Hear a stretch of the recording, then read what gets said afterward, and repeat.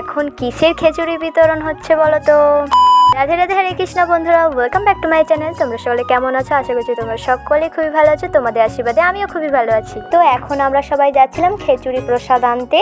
তখন ওই 2:30 বাজবে। মায়ের কিন্তু জন্মদিন উপলক্ষে আজ খিচুড়ি বিতরণ করা হচ্ছিল। মায়ের পুজো হয়েছে, তারপরে কিন্তু মাকে ভোগ নিবেদন করার পরে খিচুড়ি প্রসাদ কিন্তু এখানে বিতরণ করা হচ্ছিল। তো এখানে কিন্তু রাস্তায় অনেকেই কিন্তু খিচুড়ি প্রসাদ নিয়ে বাড়ি যাচ্ছিল। আর এখানে কিন্তু মায়ের পুজো হচ্ছিল।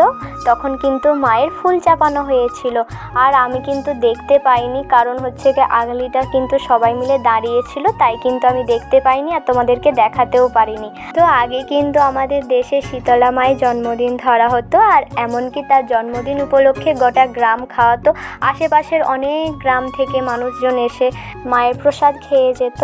কিন্তু এখন হচ্ছে কি কিছু কারণবশত কিন্তু এখন দেশ খাওয়ানটা আর করানো হচ্ছে না।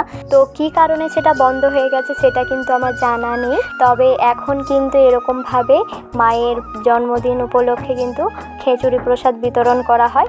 যে যতটা পারে কিন্তু নিতে পারে, কেউ একটা নিচ্ছে, কেউ দুটো নিচ্ছে। তো এখানে কিন্তু আনলিমিটেড ভগবানের প্রসাদ এখানে তারা দিচ্ছিল। আমাদেরই গ্রামের কমিটির সদস্যরা এখানে দিচ্ছিল। তো আর বছরে কিন্তু এরকম সময়ে মায়ের হচ্ছে কি জন্মদিন ধরেছিল, আর তখনও কিন্তু খিচুড়ি প্রসাদ দেওয়া হয়েছিল। তো তখন কিন্তু আমরা জল পেরিয়ে গিয়েছিলাম, তখন কারণ বন্যা ছিল। এখানে দেখো ভগবানের প্রসাদ চলে এসেছে। আর সত্যি বলছি, এত সুন্দর ভগবানের প্রসাদ, যেন অমৃত।